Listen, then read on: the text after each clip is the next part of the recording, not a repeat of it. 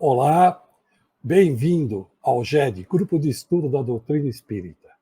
Agradecemos a vocês que têm nos acompanhado nesse estudo do perispírito. Falamos um pouco lá no começo sobre matéria, mas agora mais profundamente sobre perispírito. E hoje nós vamos nos aprofundar um pouco mais sobre o perispírito. Antes, também agradecer a Simone por estar aqui com a gente, aos meus amigos Norberto e Carlos, e também fazer um convite dos nossos estudos, às sextas-feiras, às segundas e também às preces que nós divulgamos todos os sábados. Nosso grande objetivo aqui é divulgar a doutrina espírita e elevar, acima de tudo, a mensagem do Cristo, o nosso mestre amado em todos os momentos da nossa vida. Vamos dar continuidade hoje no capítulo 9 da obra de Zalbino Zimmer, né, que é perispírito, e hoje nós vamos estudar perispírito e evolução. Para isso, trazer o Carlos aqui para fazer a exposição de hoje. Carlos, bem-vindo. Obrigado, então, Paulo. Um abraço aí ao Beto, à Simone e aos que participam desse nosso estudo. Perispírito e evolução. É interessante que o espiritismo e evolução, ele mostra uma nova dimensão do estudo da evolução, né? A evolução que nós temos Darwin e Wallace como os protagonistas, como os que desenvolveram essa teoria a partir de 1859, né, século XIX, 2 anos depois da publicação do Livro dos Espíritos, foi uma revolução na ciência, né? E o que o Espiritismo pode agregar a esse conhecimento científico? O que ele pode agregar é mostrando a complementariedade que existe entre a evolução e o, o mundo espiritual. Existe um livro do Espiritismo, publicado de autoria de André Luiz e psicografia de Chico Xavier e Valdo Vieira, que tem o nome de Evolução em Dois Mundos. Então, o Espiritismo nos ensina e nos mostra e nos demonstra que a evolução se dá realmente em dois mundos. Nós somos seres em estágios da evolução, nós estamos no topo da cadeia evolutiva aqui no planeta Terra, embora estejamos no início da cadeia evolutiva, na sinfonia dos mundos, não existem mundos mais evoluídos que o nosso, em que seres muito mais evoluídos em inteligência e em condições morais muito maiores que a nossa, mas aqui no planeta Terra nós estamos no topo dessa cadeia evolutiva. E esse processo, nós chegamos lá através nada mais, nada menos que a reencarnação. A reencarnação nos permite, então, que nós possamos transportar de uma vida aqui para outra vida no plano espiritual e de retorno à vida aqui novamente no plano material de conhecimentos adquiridos. Então, nós somos como livros, né, vivos, que em vivências multimilenares, nós agregamos em nós, então, informações, agregamos conhecimentos, aprendizagem, e nesse conhecimento, aprendizagem e evolução, nós adquirimos a capacidade de amar. E assim, né, de degrau em degrau, nessa escala infinita de progresso, nós chegaremos um dia à perfeição angelical e poderemos servir a Deus, nosso Pai, ombreando com espíritos da categoria de Jesus, nosso irmão e mestre, que há 4,5 bilhões de anos já era um espírito puro e perfeito. Então, perispírito e evolução nos demonstra que a base do espírito, a base material do espírito, aonde o espírito se apoia, aonde ele usa como rascunho, como como caderno de escrita, é exatamente a nossa matéria mais densa do lado espiritual, que é o perispírito. Então, o perispírito é que registra o nosso processo evolutivo e ele próprio está submetido a esse processo de evolução. A evolução é mais bem compreendida, então, à luz do Espiritismo, porque ele mostra o fechamento da cadeia, né, o elo que existe entre uma encarnação e a outra, que acontece no mundo espiritual. E nós sabemos também que desde a antiguidade, no Oriente e na Grécia, muitos filósofos tinham a noção, às vezes muito avançada, da evolução dos seres vivos. Então, essa ideia de seres vivos, de evolução, a gente aprendeu, então, com os gregos, que nos ensinaram coisas que só no século XX puderam ser reconhecidas pela ciência como realidade, como, por exemplo, o modelo atômico, né? O modelo em que os átomos se distribuem, os elétrons se distribuem em torno do núcleo dos átomos, e isso aí formando a parte mais íntima da matéria, compondo a nossa matéria densa. Então, isso aí os gregos já sabiam. E eles, então, tinham a ideia de que tudo evolui, tudo cresce, né? Então, o famoso é o conceito de Heráclito, de Éfeso, que viveu entre 1550, aliás, entre 550 e 480 a.C., cujo sistema previa que na natureza tudo se transforma. O universo é uma eterna transformação, né? Ele dizia também que nós nunca podemos entrar duas vezes no mesmo rio, no sentido de que as águas do rio elas se renovam. Então, toda a nossa atividade, né, no rio do tempo, ela se dá de maneira em que acontece sempre uma mutação, sempre um progresso, sempre uma evolução. Tudo flui, né? Nós nunca repetimos um fato, uma situação, uma atitude, um ato, porque o fluxo do tempo está aí, né, como um rio contínuo, e cada minuto, cada segundo que passa, tudo muda, tudo se transforma. E existia, né, de acordo com a Bíblia, de acordo com a interpretação da Bíblia, e esse modelo que a Bíblia nos trouxe, ele acabou impregnando a ciência oficial com a ideia, que é a ideia do chamado fixismo, né? Então, essa ideia de que as espécies são tantas quanto o ser infinito criou no princípio. Sustentava Linneu, né, apegado à interpretação literal da Bíblia. Então, para os criacionistas, assim chamados nas lides religiosas, ou os fixistas, assim chamados nas lides científicas, eles achavam que as espécies eram imutáveis, né? Que Deus criou, a ideia veio de que Deus criou os animais, os seres, de maneira permanente e que não havia transformação, não havia progresso, né? Sendo que a evolução, né, enfatizada, descoberta e definida por Darwin e Wallace, né, em trabalhos independentes, eles nos afirmam que não é isso que acontece, tudo evolui, né?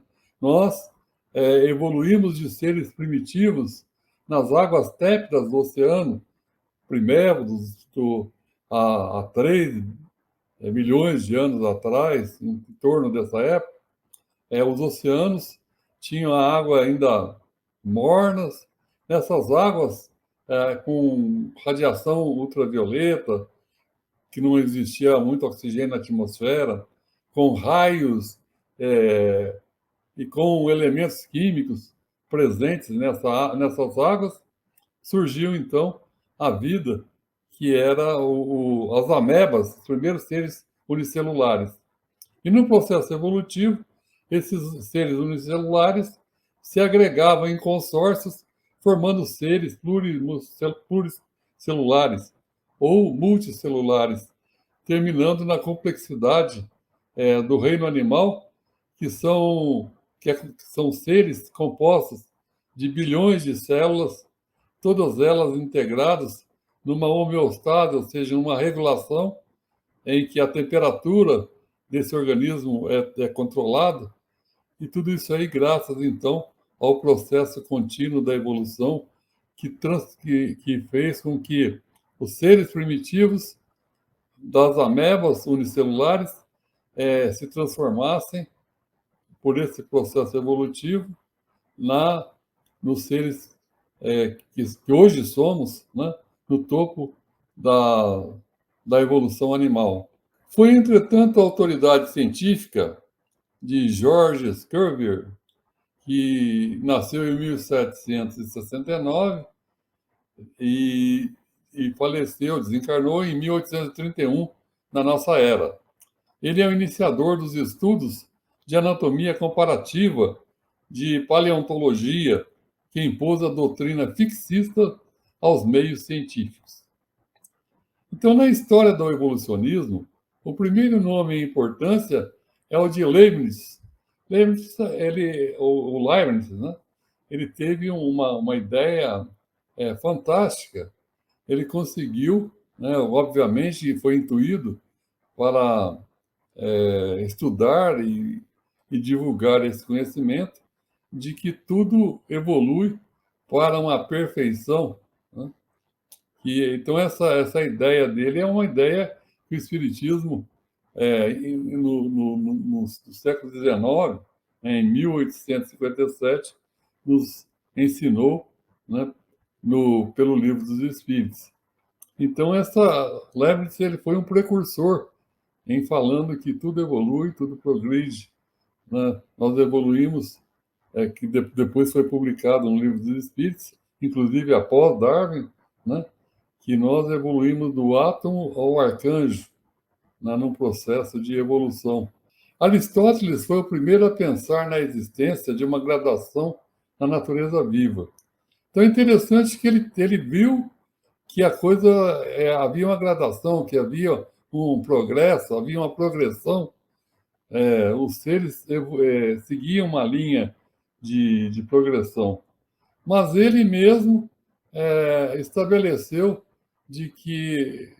elementos que mais à frente, em tempos menos recuados, ele definiu então como sendo o fixismo, né? As espécies serem imutáveis. Então, isso é um paradoxo científico interessante, né? Aquele que falava, né, em termos de gradação na natureza viva, ele tinha por convicção a ideia do fixismo, que é uma ideia superada e demonstrada cientificamente por Darwin Wallace, que isso não acontecia. Também Lamarck, né? Jean-Baptiste Pierre-Antoine de Monet, Chevalier de Lamarck, que nasceu em 1744 e faleceu em 1829, da nossa época. Ele confirmou os princípios esboçados por Buffon como precursor da ideia evolucionista. Então, Wallace e Darwin, eles não foram totalmente inovadores nas suas ideias. Eles foram precedidos, então, por Lamarck, que colocou vários conceitos que foram aproveitados depois por Darwin e Wallace. Em 1858, foram apresentados à Sociedade Linneana de Londres trabalhos de Charles Robert Darwin e Alfred Russel Wallace, né? Então, quando foi feita essa divulgação, houve um grande impacto na comunidade europeia nessa época, que era o centro do mundo, né? E também influenciou também nas Américas, na América do Norte, na América do Sul. E o pessoal criticava muito a ideia de Darwin, afirmando que nós evoluímos dos macacos, né, dos gorilas, que da evolução deles nós chegamos a seres humanos. e que não era Deus que nos tinha criado como seres humanos, e sim que nós evoluímos, né, da animalidade biologicamente. Isso causou um grande impacto, né, nos meios religiosos que abominaram essa ideia de Darwin, e até hoje temos pessoas que combatem, né, sendo que os religiosos, em geral, eles já admitem essa realidade através de estudos de fósseis, através de estudos consistentes, de que realmente a evolução é muito mais que uma teoria. Ela se sustenta em observações, em estudos objetivos, né? Mas na época gerou um impacto muito grande. As pessoas achavam que Deus tinha nos escolhidos como seres privilegiados da criação, né? Assim da maneira como está literalmente na Bíblia, e sendo ali um, considerando que o Espiritismo vê a Bíblia como um livro inspirado, mas não necessariamente a palavra de Deus. Isso aí é, obviamente, pelo grande número de inconsistências que a gente vê no texto. Mas se a gente tomar, né, principalmente o Segundo Testamento, que é o de Jesus, o Novo Testamento, tomá-lo na sua totalidade, observamos a perfeição que nós temos do texto e que ele realmente é um texto inspirado. Agora, o paradigma evolucionista de Charles Darwin, que nasceu em 1809 e faleceu em 1882, aceita como fundamentais a ascendência comum e versa sobre a existência de pequenas variações orgânicas seguidas de adaptações graduais pela seleção natural. Então, essa é a essência da ideia da evolução de Darwin, né? Em que, no caso, por exemplo,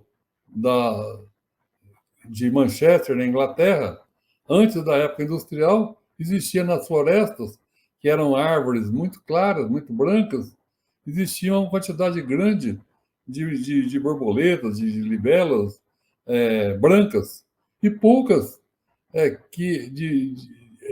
poucas borboletas negras, que eram quase semelhantes, totalmente semelhantes às brancas, só que a cor era preta. Após a era industrial, as florestas foram ficando com fuligem, ficando escuras. E nesse escurecimento das árvores, os pássaros enxergavam mais a borboleta branca e menos a borboleta negra.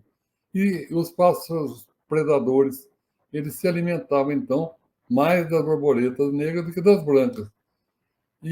Aliás, mais das brancas do que das negras nessa segunda fase. E aí, então, foi diminuindo a quantidade de borboletas brancas e aumentando as negras. E antes, né, no começo, existia mais borboletas brancas, porque as árvores eram brancas e os pássaros não enxergavam. Então, esse diferencial, né, da cor da asa, né, em relação ao meio que as borboletas viviam, fez com que as borboletas de cor escura, com a mudança na cor do ambiente para mais escuro, facilitasse então que elas ficassem ocultas de seus predadores. Essa então é uma ideia, um princípio da evolução estudado e descoberto por Darwin e que foi observado então na época da idade da Revolução Industrial, esses fatos, essa situação. Agora, acontece com o perispírito e evolução a chamada verticalização. De fato, já anotava o codificador em O Livro dos Espíritos, no item 540, ou seja, questão 540, que tudo se encadeia na natureza, desde o átomo primitivo até o arcanjo. É interessante que essa questão, esse item, ele não aparece no primeiro Livro dos Espíritos, que é de 1857. Eu tenho um facsímile desse livro, fui buscar, conferir isso, e realmente não existe. Mas já na segunda edição, que foi a posterior a 1859, que foi a época da publicação da teoria de Darwin, ela passou a constar então dessa edição, dessa segunda edição. Então, é muito interessante essa observação, porque o próprio Kardec dizia que a religião, ela segue, ela acompanha a ciência, que o espiritismo acompanha a ciência. Se a ciência evolui, ela evolui. Então, com certeza, Kardec colocou essa questão, né, na segunda edição, já baseado nisso. No item 607A, referindo-se aos seres inferiores da criação, os espíritos constroem lição induvidosa. É nesses seres que está longe de conhecer inteiramente que o princípio inteligente se elabora, se individualiza pouco a pouco e ensaia para a vida. E a individualização do princípio inteligente é marcada, sobretudo, pelo surgimento da vontade, né? Então, a vontade que já existe, né, nos seres inferiores da natureza, mas ela é subordinada ao instinto, né, na fase nominal da evolução, nós, como seres já humanos, né, na fase nominal, nós temos, então, como missão desenvolver a nossa vontade e usar a nossa vontade para adequar as nossas atitudes, pensamentos, palavras à vontade divina de Deus, na obra da criação. E assim, mais e mais, nos tornarmos copartícipes da criação. Então, esse fortalecimento da vontade, ele acontece rapidamente na nossa fase hominal. Então, a evolução de cada espécie, ou seja, no seu padrão psíquico, é comandada pelas inteligências superiores, né? Que são copartícipes da criação em nível superior, né? Co-criadores maiores na nomenclatura de André Luiz. E na dimensão humana, o padrão psíquico já existe, com gradativa substituição do instinto pela razão rumo à angelitude. Então, nós estamos, talvez, não a meio caminho, acho que um pouco mais perto da animalidade, mas o nosso rumo à angelitude é, com certeza, inexorável, ele acontecerá. Escreveu o Gabriel Delany através de 1000 modelos inferiores nos labirintos de uma escala ininterrupta, através das mais bizarras formas, sob a pressão dos instintos e a serviço de forças inverossímeis, a cega psique vai tendendo para a luz, para a consciência esclarecida, para a liberdade. Então, nós evoluímos do inconsciente para o consciente, né? Ou seja, no processo evolutivo, quando nós estávamos na animalidade, nós não tínhamos consciências nem de nossa individualidade, né? E a partir da fase nominal, nós vamos tendo essa consciência. E à medida que evoluímos, agregamos mais e mais consciência ao nosso ser, ao nosso espírito, à nossa individualidade.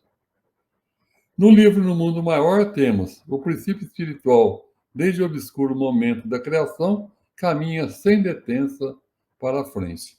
E aí também é um outro princípio espírita que nós evoluímos de maneira progressiva, né? Não voltamos, né, no processo evolutivo.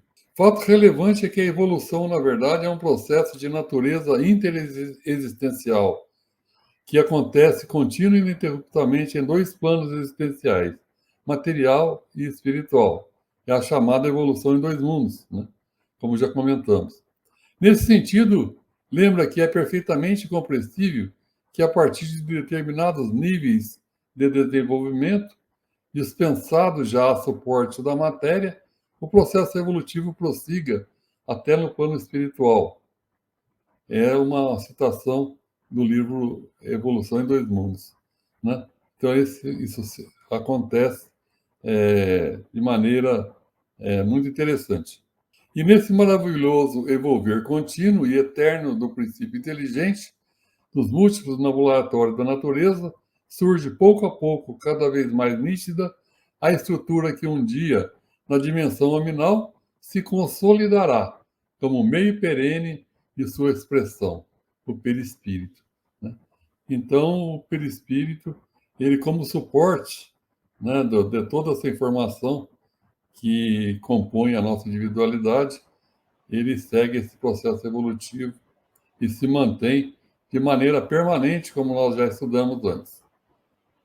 Bem, era isso que a gente tinha para falar, né? Agora vamos ver a opinião de todos aí, especialmente do Norberto, que também fez um estudo profundo sobre o tema, e da Simone, né? E do Paulo também, que conhece bastante o tema. Grato, Carlos. Não foi um voo panorâmico, não. Nós mergulhamos mesmo no assunto, né? E recomendamos a leitura do livro para aqueles que quiserem informações muito mais detalhadas que estão lá, e fontes, inclusive, citações. Né? Nós recomendamos essa obra. Então vamos trazer aí o Norberto aí. Norberto, fica à vontade. Bom, olá você que nos assiste, seja muito bem-vindo. Eu gostaria de começar parabenizando o Carlos nessa retrospectiva, nesse resgate da história, né, que mostra toda como que esse processo evolutivo historicamente, cientificamente foi resgatado, né? Que bonito, que muito lindo.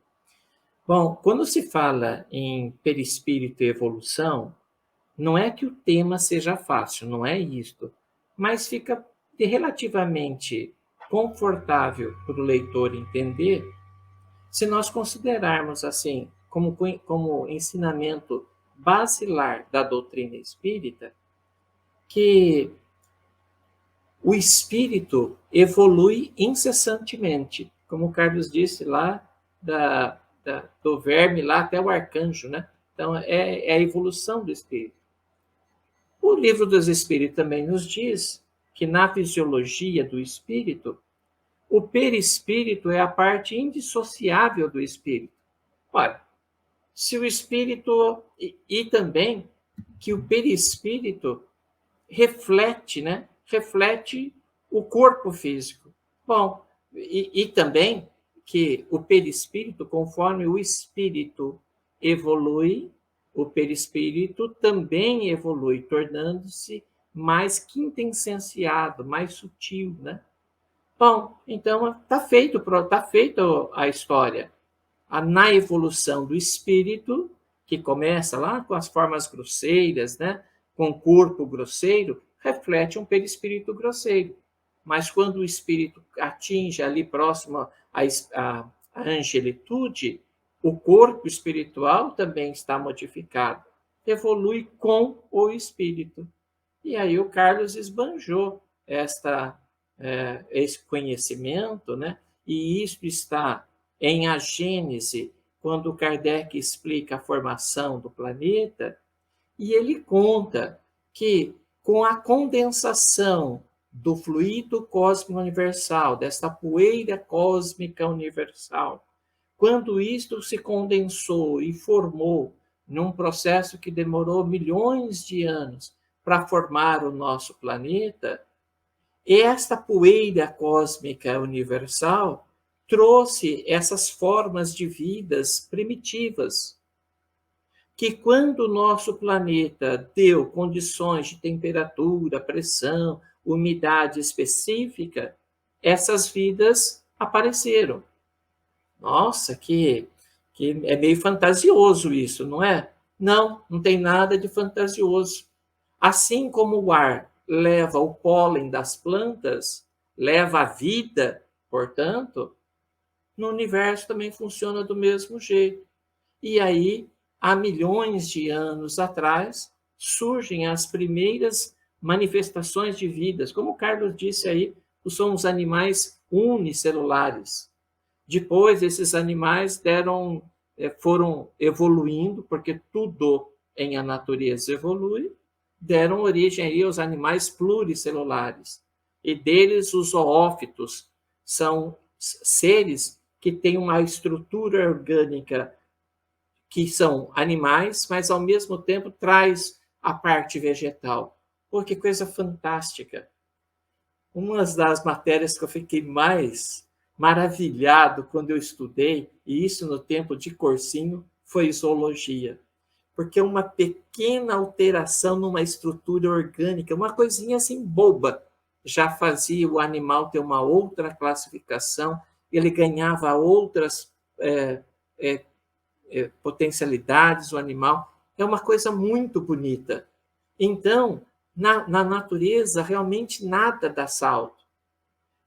Bom, e a doutrina espírita explica para a gente que os animais não têm espírito. Ele tem um princípio espiritual.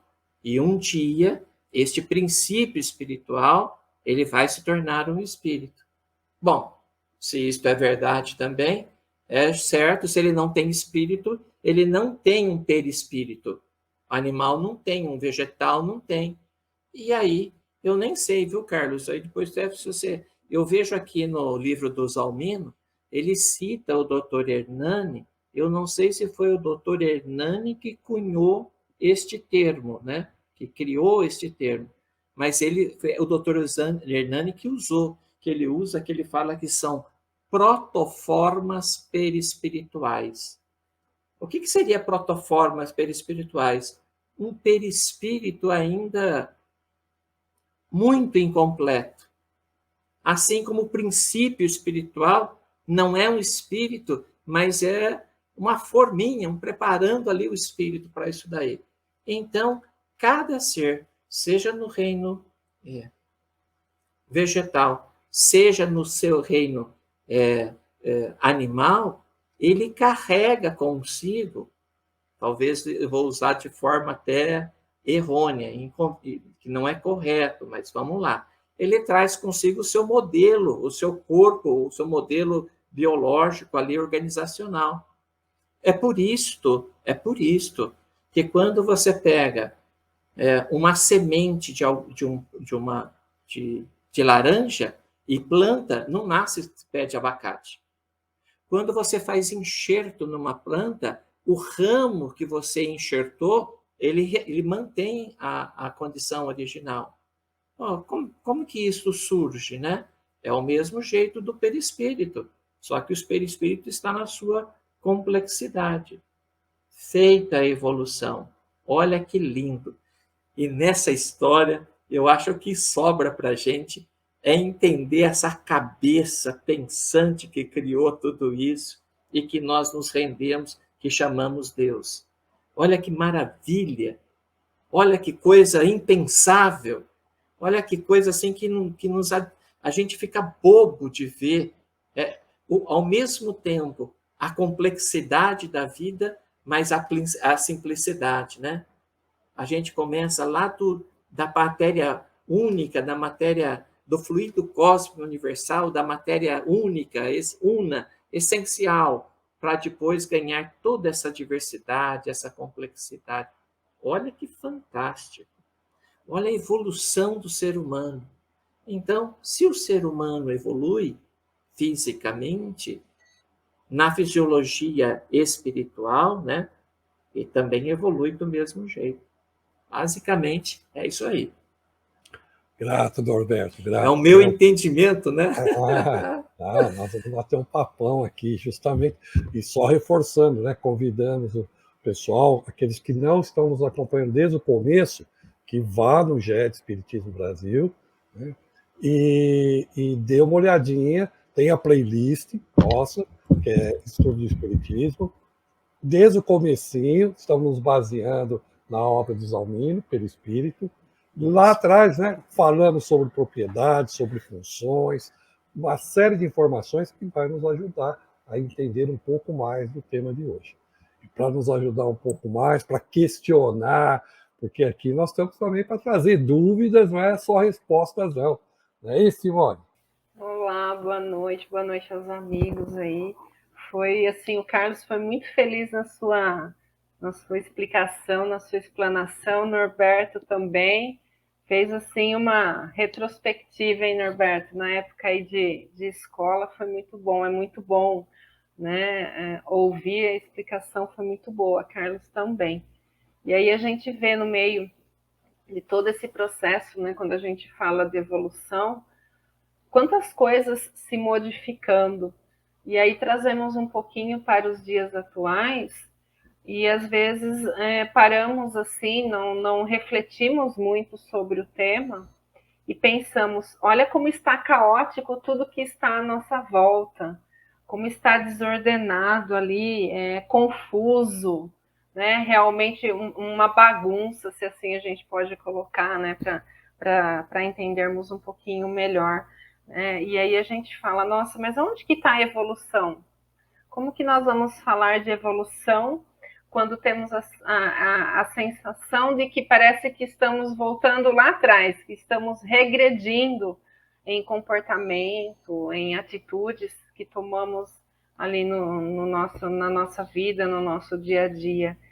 E aí temos que lembrar um pouquinho que é esse o processo evolutivo, que estamos nele. E aí tem um trechinho de Darwin que eu até marquei aqui para ler, que eu achei muito bacana, que ele diz assim, ó: assim é que a guerra natural, a fome e a morte originam diretamente o efeito mais admirável que possamos conceber, a formação lenta dos seres superiores. Então, aqui a gente vê que vem afirmando, né, reafirmando esse compromisso de que tudo realmente é necessário. E aí temos a exposição do Carlos, que vem de encontro com todos esses pensamentos, né, essas teorias, essas explicações, o quanto não teve de trabalho em cima, né, de todo um estudo realmente em cima de tudo isso e questões complexas que remetem-nos a pensar a respeito realmente da origem da vida, né? Como que ela originou, onde que tudo começou, esse processo evolutivo, como que a gente vai entender ele? Porque o Carlos falando, o Norberto falando um pouquinho, completando um pouquinho aí, ele é complicado, ele não é um entendimento simples, assim. E a vida a gente vê que ela também não é simples, parece tudo muito bonito porque nós pegamos pronto, né? Está aqui para nós, mas por trás de tudo isso tem uma criação, tem um trabalho. E aí tem um trecho do livro que diz assim, ó: de fato, são ainda muitas as controvérsias existentes entre os evolucionistas, ainda que não haja mais dúvida sobre o fato de que os patrimônios genéticos tendem a mudar no decorrer das gerações, que foi um pouquinho que o Norberto colocou para a gente. E aí agora eu vou devolver um pouco para o Carlos. Carlos, o que seria para nós, né, linkando com o perispírito, o que seriam esses patrimônios genéticos aí? Será que nós percebemos realmente que evoluímos no decorrer das gerações ou estamos regredindo, como muitos pensam, por conta da condição em que nós estamos ou por falta até de conhecimento, né, Carmen? Essa questão aí é uma questão muito interessante, né? Porque nós temos no nosso corpo as chamadas células somáticas, que são as células do corpo, do soma. E temos as células que são que têm a responsabilidade genética, né? Que são as células reprodutivas, masculinas, femininas, e elas então transportam, né, de pai para filho, né? Dos pais para os filhos, né? Toda a herança genética.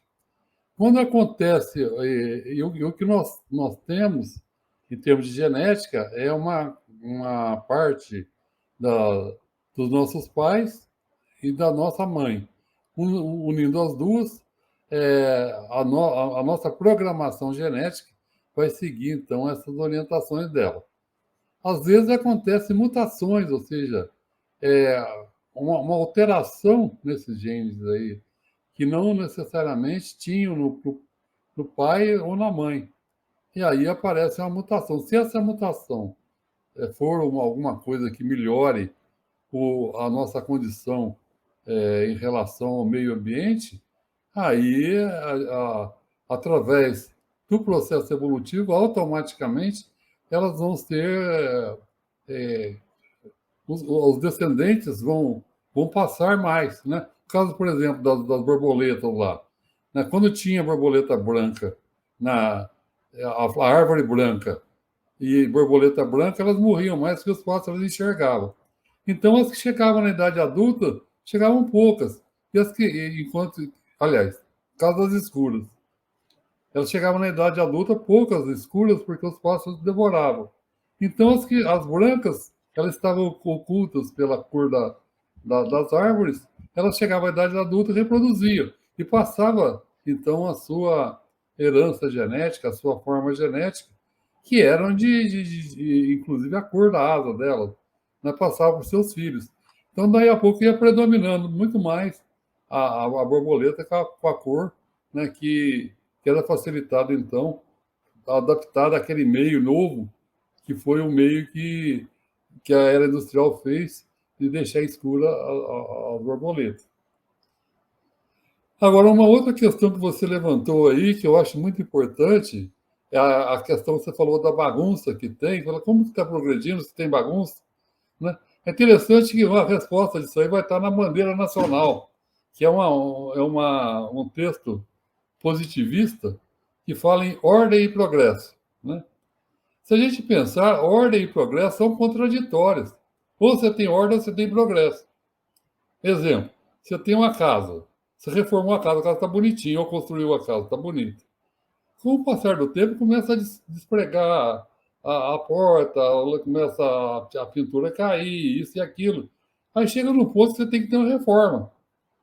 Então, aquele tempo de ordem que você tinha na sua casa, arrumada, espanada, limpinha, ela para, e aí começa uma época de progresso, que é uma época de reforma, de quebrar, de poeira, de confusão, disso, daquilo. E daí você emerge, a casa termina aquela época, e você está numa fase em que a casa está novinha outra vez. Aí passa mais um tempo de ordem, daí vem uma nova época de progresso.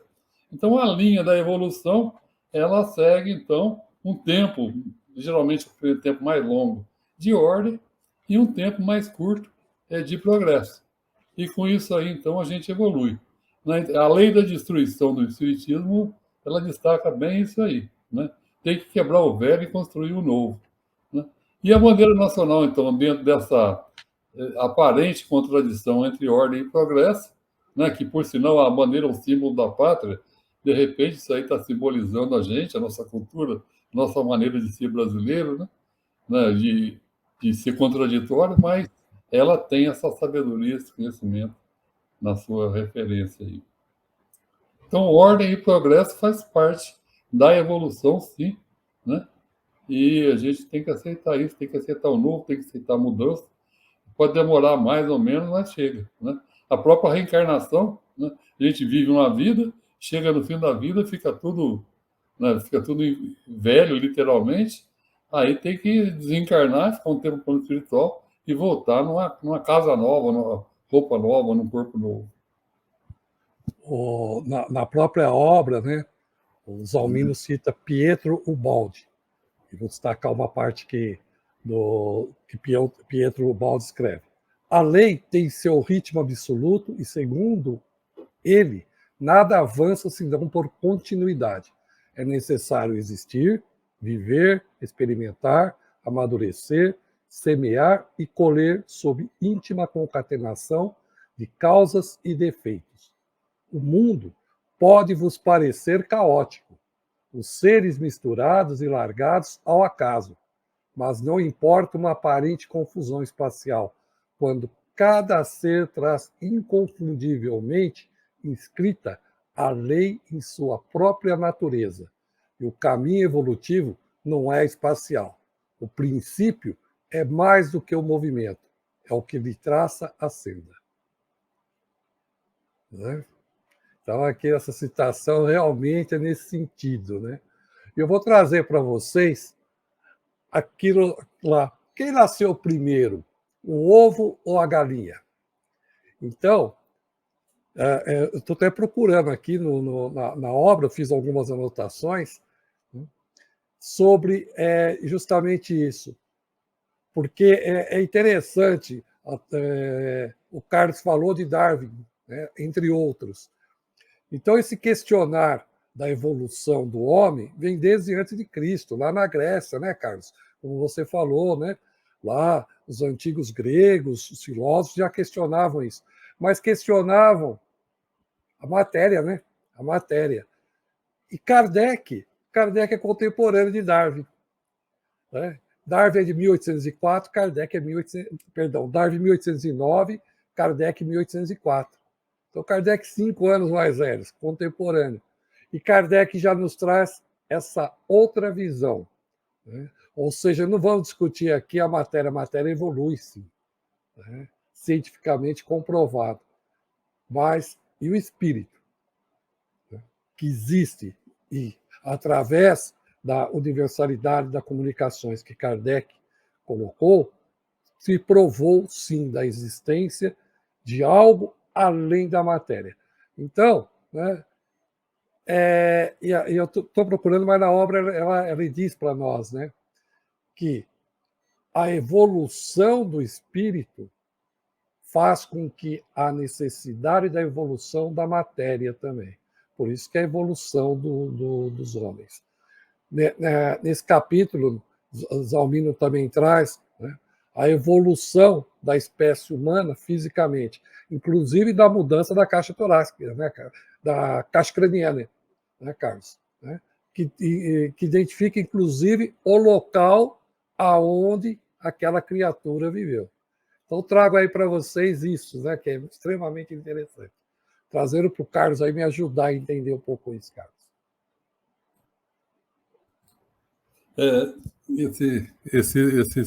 Depois o Norberto complementa aí, que ele fez uma apresentação ótima também, assim como a Simone, e agora você aí. Eu acho interessante a gente ver na informática, você é uma pessoa da área de informática também, Paulo, que a gente tem o hardware e o software. A gente vê que a evolução entre o hardware e o software acontece igual a evolução humana. Não, você compra um computador, ele tem uma memória pequena e um software que precisa de uma memória pequena. Mas à medida que você cria um software mais sofisticado, você precisa de mais memória. Aí, você precisa de mais memória, você tem que ter um hardware com mais memória. Aí você constrói um hardware com mais memória. Aí possibilita para o programador fazer a programação que tenha ampliada, né? Aí ele vai usar, ampliar a programação e vai... Daí a pouco ele está precisando de mais memória. Então a coisa acontece de maneira dialética, em que uma coisa puxa a outra. Então a evolução da matéria puxa a evolução do espírito, e a evolução do espírito puxa a evolução da matéria. E o processo se dá, então, em 2 mundos, né? Então a necessidade de um crânio maior, de um cérebro maior, você tendo um crânio maior, um cérebro maior, você desenvolve o pensamento, e com o pensamento você precisa de usar mais interação entre o espírito e o cérebro. Daí, o processo evolutivo ajusta um cérebro maior, e assim vai indo, né? E a gente vê que isso aí segue um princípio que na medicina eles chamam de a evolução faz o órgão. Quanto mais você usa um órgão, mais ele se desenvolve, mais ele progride. Né? Quem usa academia de ginástica sabe disso. Quanto mais a gente exercita, mais puxa ferro, mais a gente desenvolve a musculatura. Então, assim, vale para todo o organismo e vale também para o espírito. Né? E o processo evolutivo, então, se dá de maneira dialética. Porque eu acabei localizando aqui algo que nos sinaliza, né? Vou ler só um trecho, Norberto, já passo aí para você e para a Simone.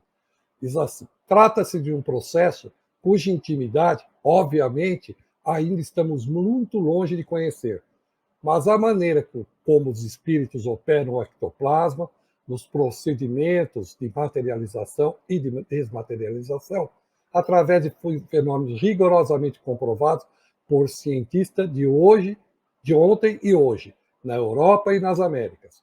O modo como acontece esse extraordinário tipo de ação espiritual e também como atuam os espíritos no preparo do processo reencarnatório, operando sobre os elementos genéticos, nós já estudamos isso aqui nesse estudo, possibilita uma compreensão analógica do processo pelo qual os mestres espirituais operam na intimidade celular conduzindo as transformações e influindo nas variações hereditárias.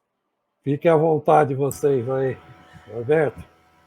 É o que a ciência já conhece já de muito tempo, né? Conforme o espírito vai progredindo, a conduta, o comportamento, os hábitos dele vão fazendo naturalmente que ele tenha um corpo apropriado à sua evolução.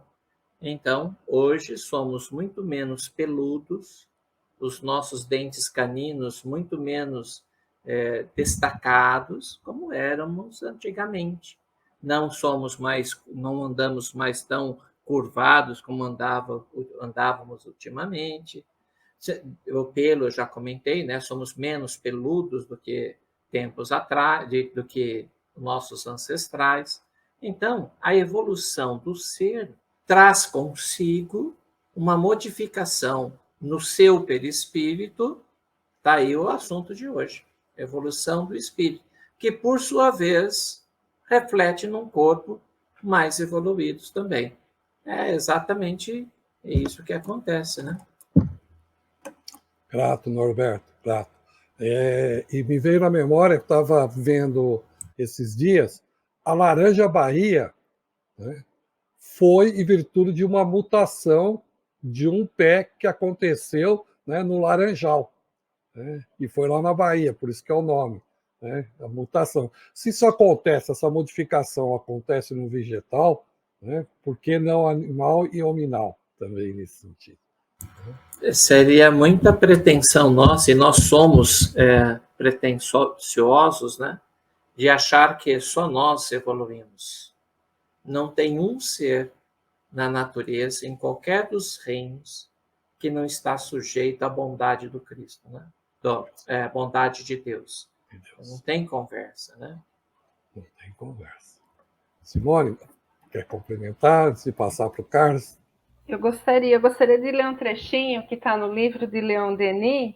Eu gostaria que o Norberto comentasse, que é em cima do que ele terminou de falar. Eu ia passar para o Carlos, mas como ele falou, eu vou jogar a bola para ele. Que diz assim, ó. Se não for difícil, eu comento. Não, então vamos lá, vamos ver, ó. Na planta, a inteligência dormita. No animal, ela sonha. Só no homem, acorda. Conhece-se, possui-se e torna-se consciente, que é onde ela desperta. Que eu acho que é um pouquinho do que você estava falando aí. Da importância dos seres e de toda a evolução de todos, no modo geral, não só de todos.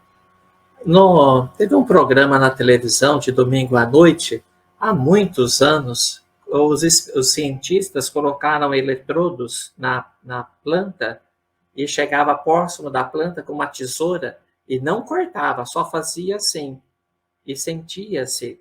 E num outro momento, regava a planta com uma água bem gostosa e coisa e tal. E a planta emitia vibrações pelos eletrodos lá, diferentes um do outro. Observe que ela não tem sentimento, é claro que ela não tem, mas ela tem um princípio disso daí. Outras experiências colocam música clássica nas vacas antes do ordenhamento. Constatou-se que elas dão mais leite e em contrapartida puseram outras as mesmas vacas com roque pesado. Diminuía a quantidade de leite. As vacas não gostavam da música. Mas olha que bacana, a sensibilidade, né? Se ainda são seres que não têm a capacidade do raciocínio, têm o raciocínio na forma embrionária, na forma mais rudimentar, mas está a informação. Olha que show, né? Muito bonito. Vou buscar da minha contribuição, né? Está também na obra, bem no finalzinho, que diz assim: do átomo ao anjo, na terra e fora dela, a progressão do ser constitui um processo único e ordenado, que obedece à direção espiritual, constante, onipresente e decisiva em todos os estágios de desenvolvimento. Encerra assim. A espiritualidade superior comanda a evolução que é essencialmente psíquica, interferindo e ordenando-a, com apoio no impulso de vida e progresso, no potencial de autotranscendência, próprio de cada ser e que o leva a crescer sempre e ininterruptamente. Não temos escolhas. Nós não temos. Essa escolha nós não temos. Temos que evoluir. Né? Aquela brincadeira. Chega uma hora que nosso pai celestial gosta tanto da gente, fala, dá um pedala, Robinho fala, vai meu filho, vai. Né? Quer comentar, Norberto, passar para o Carlos? Eu vou falar um negócio, mas eu acho que quem está nos ouvindo aqui, acho que vai desligar agora a internet, né? Mas se nós tivéssemos lucidez mesmo sobre esse processo evolutivo, né? E eu sei que cada coisa acontece no seu tempo, mas teríamos mais respeito em todas as fases da natureza. Quando alguém, antes de tirar uma manga do pé, faz um agradecimento, não precisa ficar agradecendo, fazer prece, não é isto, mas é falar obrigado pelo seu fruto, agradecer a árvore que está dando fruto, pedir licença para a árvore. Nossa, que besteira, que coisa boba. Realmente é. Mas, de repente, para espíritos mais lúcidos, não precisa ficar bravo, mas ir a rodeios, pescarias. Olha, pescar como é gostoso. Gostoso para você. Talvez para o animal que está num processo evolutivo, não seja. Acho que não é nem um pouco gostoso, né? E só para terminar, numa horta, deveríamos lá, por isso que tem gente que conversa com planta, agradece. Mais uma vez, se não tem um raciocínio ali, se não tem um espírito ali, existe algo embrionário. A vida embrionária está ali. Nós, um dia, plagiando André Luiz em Missionários da Luz, ele fala exatamente assim, uma frase: um dia o estábulo como o lar serão lugares sagrados. Olha que show, né? Grato, Norberto. Gratidão também a Simone. Carlos, quer passar a mensagem final? Fica à vontade. Isso que o Beto falou, e que você não tinha falado também, eu acho muito interessante que tenha uma figura. Emmanuel fala que o verme, quando ele rasteja, a necessidade dele rastejar, a dificuldade que ele está em rastejar, é uma prece que o conecta às forças superiores que o ajudam nesse intento, que o ajudam a aprender a rastejar mais rápido para chegar onde ele precisa chegar, né? Então, é a maneira que ele tem de fazer essa conexão que o Beto falou, né, com a espiritualidade superior. Agora, nós já tendo consciência, cabe a nós, além de termos a nossa necessidade, que já é uma oração, é um pedido de ajuda à espiritualidade que nos ajuda e protege, nós devemos, então, reforçar essa conexão, acertar esse protocolo, fazendo, então, essa oração, essa conexão, né, de agradecimento, eu acho que observar a natureza, observar uma flor, a perfeição de uma flor do campo, né, são orações que a gente faz, que a gente está agradecendo a Deus, a gente está nesse processo de evolução, a gente está num caminho da evolução. Evoluir é o caminho do céu, é o caminho para Deus, é o caminho para a felicidade, né? E se a gente está nesse caminho, Deus nos permite esse caminho, né? E Jesus, na sua grande metáfora, que é o Evangelho, ele fala: eu sou o caminho, a verdade e a vida. Ninguém vai ao Pai a não ser por mim. Ele também está reforçando essa ideia do caminho e mostrando que o seu ensinamento, o seu Evangelho, é que nos mostra essa conexão com Deus. Grato, Carlos. Convidar a todos, então, cortando agora, né, Carlos, a minha cabeça aqui, né, para seguir o GED, Espiritismo Brasil, pelo YouTube, né, vai nos ajudar muito a levar a nossa mensagem, a mensagem do Espiritismo, a mensagem do nosso querido mestre, a mais pessoas. E convidar também para a próxima semana, pelo Espírito e Memória, exposição do Norberto, né, estaremos aqui com a maior boa vontade para juntos aprendermos um pouco mais sobre essa maravilhosa doutrina em base nos ensinamentos do nosso querido mestre Jesus. Agradecer a companhia da Simone, do Norberto, do Carlos, de vocês que estão nos acompanhando e desejar a todos a paz e a luz do mestre Jesus.